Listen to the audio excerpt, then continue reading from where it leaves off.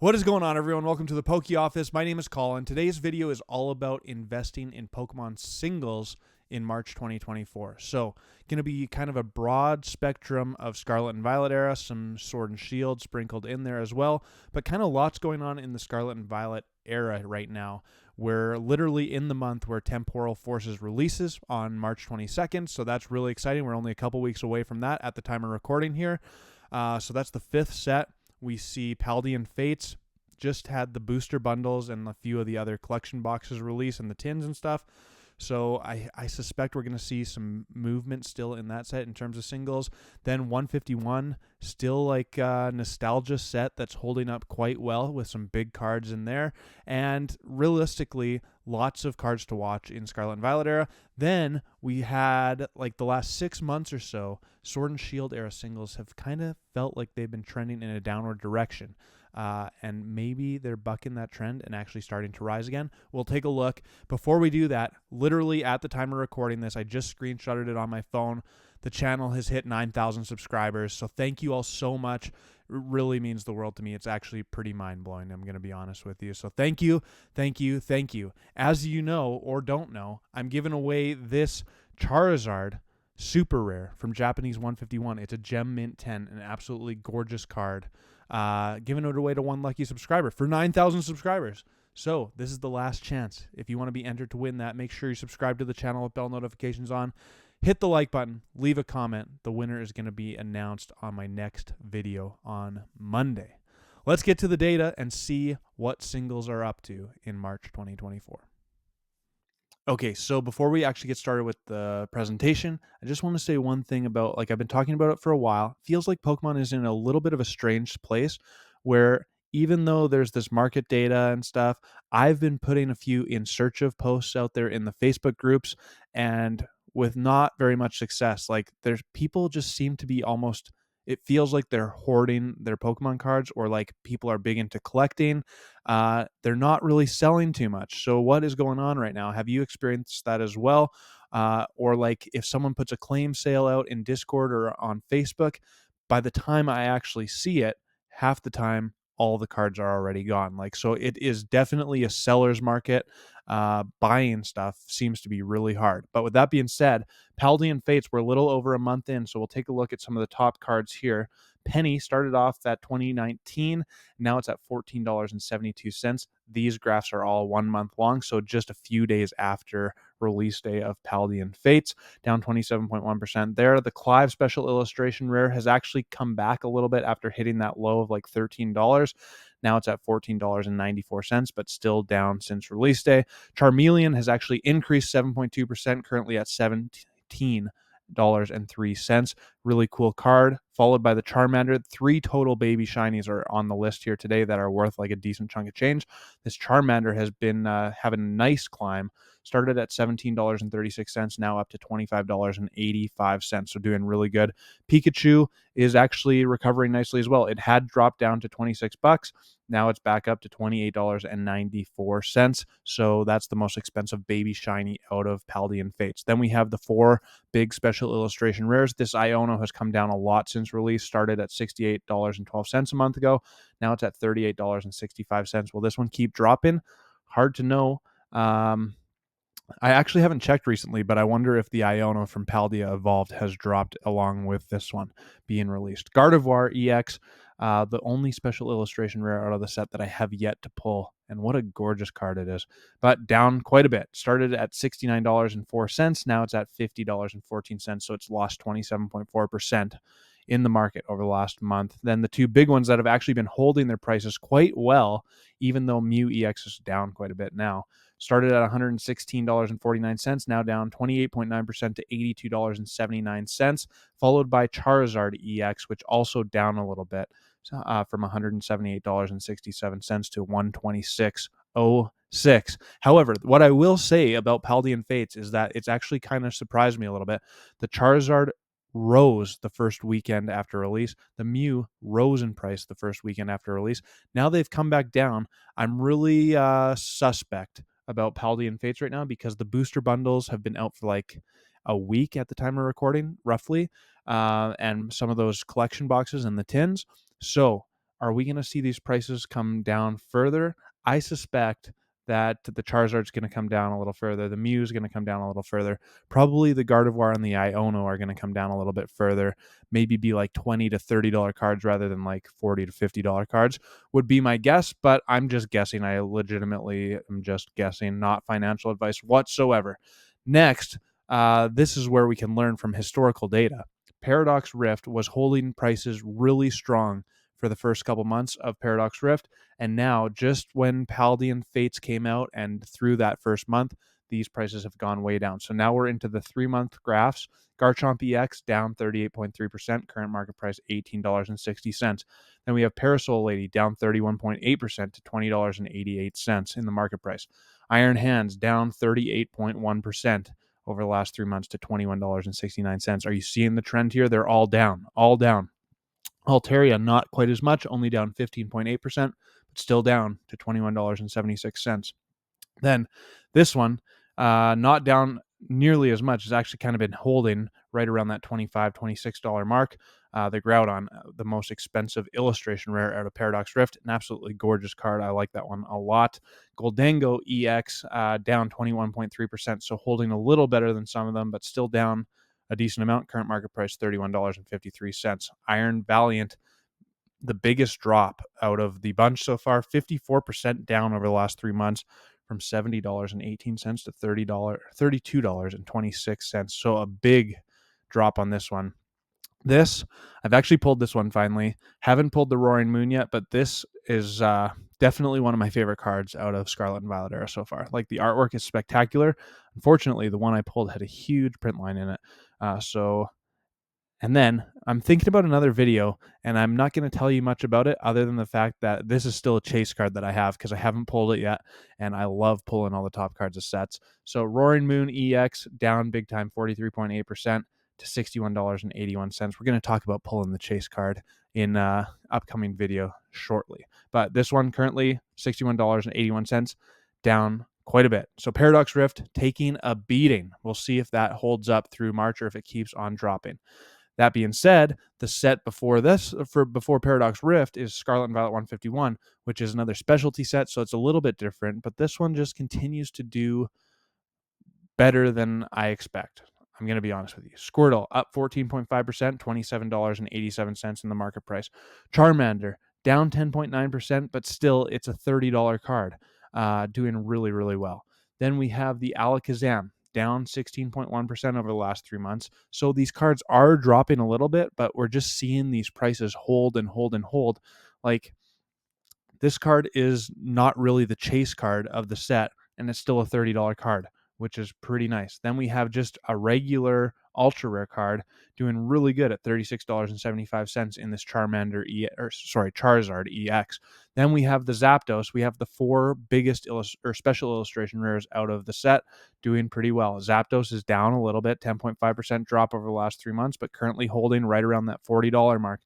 Then we have the Venusaur, down a little bit, but it's currently holding around that $40 mark. Then we have Blastoise, down a little bit, but holding above that $40 mark. Like, there's 3 big chase cards in this set, followed by the biggest chase card, the Charizard EX Special Illustration Rare. Again, down a little bit, but overall still $114.45 card. This card is holding up really good after being out already. I don't even know how long this one's been out. It's got to be close to 6 months now, which is crazy. Then we are going to talk finally about Sword and Shield alt arts. Maybe they're rising. Maybe it's just a little bit of a market correction. We'll see as time moves on, but it's good to always watch this. This is why I do these videos every month, for your benefit, but also for my benefit. I want to just keep a close eye on lots of these cards. So that's why I'm doing this. Blaziken VMAX Chilling Reign is up 6.1% over the last 3 months. So it hit that low. This was a $220 card. So I thought about maybe doing a 6 or a 12-month graph to show what's actually been happening, but I'm just trying to emphasize that the last 3 months of these cards are actually not that bad. They maybe have bottomed out 2 to 3 months ago is my guess, but we'll see. It's too early to really tell, but we're just following the markets here. Blaziken VMAX up 6.1%, $169.48. Then we have Rayquaza VMAX. Not anything too crazy. Remember, this card used to be like a $300 card, then it dropped. Now, over the last 3 months, kind of, well, it's down 1.8%, but it's kind of holding right around that 250. But it had dropped down below 240. So it's just kind of starting to slowly rise yet again. Another one from Evolving Skies, the Umbreon VMAX. Look at this. I'm liking this trend over the last 3 months, up 7.4%. Maybe this card had reached its bottom and now it's going to start climbing again. Like, it is literally the most iconic card, and another one of the chase cards that people always are going to want to try and rip out of Evolving Skies. And thank God that I pulled it last week for the first time, probably the only time, because I just kind of am like, now I can breathe a sigh of relief. I don't have to chase this card from Evolving Skies anymore because it's getting really expensive. I have not pulled this one yet, so definitely going to start getting more expensive to try and pull the Giratina V. But a nice trend line here too. Started at $241, hit $230 back in December. This was also like a $330 card not all that long ago. And now it's starting to climb yet again. Like, if you need to add this card to your collection, I might consider adding it shortly, because I think that these cards are going to see this like upward trend as Sword and Shield gets older and older every single day that passes. Finally, this Lugia. And I mean, I've talked about this one quite a bit. Those God boxes, the God sleeved booster packs, the God tins with ultra rare hits or better always. I mean, kind of decimated Silver Tempest, but this card hit that low early February, like right around $115. Now it's starting to slowly climb back up. It's at $124.04. This card used to be a $200 card. So will we see this one continue to climb? I mean, Lugia is pretty iconic. I think we could see these trying to climb.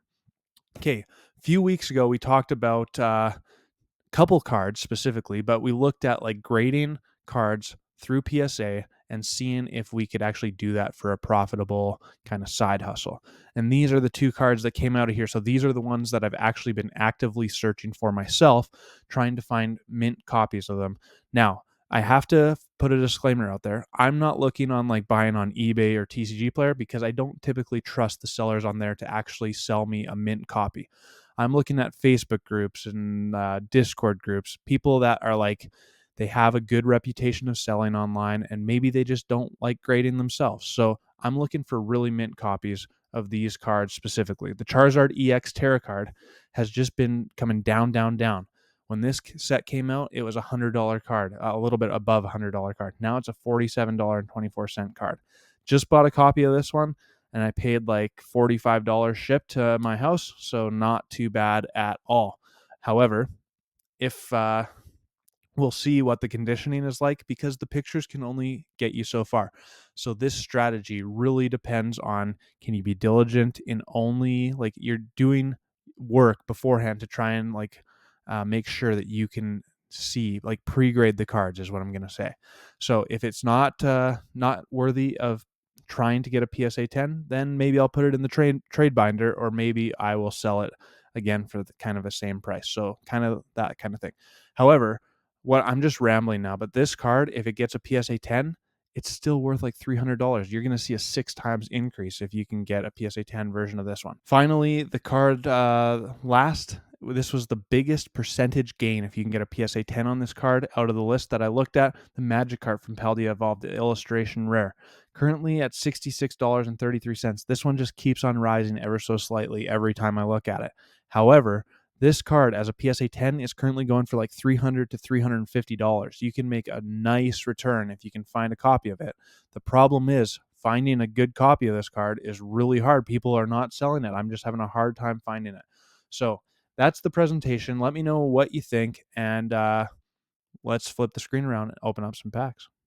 Okay, so a couple closing thoughts. First off, this isn't financial advice. Legitimately, like I said in the presentation, this is just me and you looking at the market data, following these cards closely, kind of trying to figure out a good time to buy these cards. Because I always think that like you're going to be a winner more often than not if you wait for a few months after a set releases, as the prices start to come down, as we've seen in Paradox Rift, as we're seeing in Paldean Fates. Temporal Forces is probably going to be the exact same, where the prices are going to be here at the start. A few months later, they're going to be slowly coming their way down.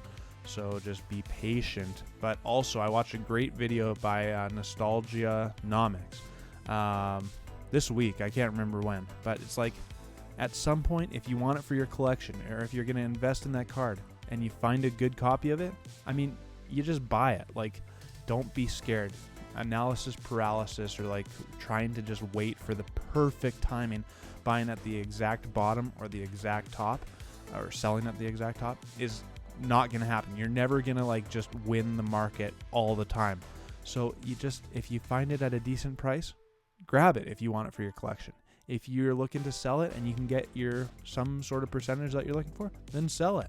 Like, so just be patient, but also don't be afraid to go out and get what you want, if that makes any sense. So I'm going to try and get what I want by opening up some Paldea Evolved. I got 10 packs of it here, so still looking for that Magikarp, even though I have actually pulled it once, and I did grade it as a 10, and I made a pretty solid return on that one, but I'm kind of regretting it because I kind of wish I would have kept it, to be honest with you. So if you've been watching the channel for any amount of time, I like Paldea Evolved quite a bit. I also have never pulled the Iono, but we're starting it off with a hit, so that's a good sign. Belly Bolt EX, not too bad, not too bad. What else? Like, yeah, I think it's really important, first of all, to follow the markets. Like, if you're wanting to spend your collection or your investment dollars wisely, I mean, it's always good to watch, see what's going on. Like, I think there's a time and a place to be patient, and a time and a place to be aggressive. Like, if you want something, then it's time to go get it. You know what I mean? So it's finding that balance, because FOMOing out is the opposite of finding that balance, where you're just like, I need this card, I want this card. You're probably gonna end up losing money doing it that way. That being said, there's always the flip side of it, where if you're trying to complete a set or something, there's more cards available for Paldean Fates right now than there will be a year from now, because people are actively opening Paldean Fates right now. A year from now, they're probably opening up the set that's going to be there a year from now. So right now, you can really pretty easily find those cards, whereas I'm trying to find the Magikarp along with, ooh, Chien Pao, nice, along with that Charizard from Obsidian Flames. Those sets are already like 6 and 9 months old, or whatever it is, and those cards are getting hard to find. Like, I've literally had very little luck. I finally found one of the Obsidian Flames Charizards. So it's a battle to try and time it right and get everything right, and that's why, whether you're investing or collecting or both, it's just important to... Ooh, Grusha. Nice. Ultra rare Grusha. 3 hits so far. Not too bad. I've never pulled this one, actually. Not too shabby at all. Okay. Okay. I don't know what I was saying. Just important to play your cards right. Make sure you're having fun with the hobby. Like, there's a reason why I open packs at the end of every video, because as much as I like talking about investing, I'm also a collector, and like, I just want Pokemon to be super fun for me too. And opening packs, I get so much enjoyment out of it. So there's something to be said about that. And yeah, it's important to spend your money wisely, because we all have, like, we don't have unlimited resources. So you gotta figure out a way to buy what you want, to open what you want, to not go into debt doing it, and to just like really find a way to enjoy the hobby without it being a financial stressor, if that makes sense. So I deal with that all the time, and I know my scenario is probably a little different than lots of you watching, because I have this YouTube channel, I do the live streams, so I kind of like, I'm spending a decent amount of my collection dollars more so on actually having some stock available. But I'm balancing that with the fact that, yes, I want to open some packs. So rarely do I open packs off camera now. Like, the 10 packs times 3 videos a week typically scratches that itch enough for me. And plus the live stream, I get to open packs for other people as well, which is pretty fun. But I'm still trying to grow the collection too. So keeping the cash flow going, keeping stock available for my channel, getting the cards that I want, and still opening up some packs. Like, it's a hard line to draw of how all the money is going out and coming in and whatnot. So that's kind of me just rambling now. This is the last pack. It's been a pretty good opening so far, but one more hit would be really nice. Not going to get it there. Last chance. Okay. One more. Copperaja EX. So nothing too fancy. We did get the Ultra Rare Grusha. And then 3 EXs. So 4 hits. Pretty decent overall. That's going to do it for me at the Poke Office. Hope you enjoyed the video. Thank you all so much for your support in helping me reach 9,000 subscribers. It is like, it's truly remarkable. I appreciate it very, very much. Appreciate every single one of you watching. Make sure to subscribe, hit the like button, leave a comment, and I want to hear it. What should we do for the 10,000 subscriber giveaway? It's going to be coming up in relatively short order with the way the channel is growing. I appreciate you all yet again. Thank you so much. Till my next video. Peace.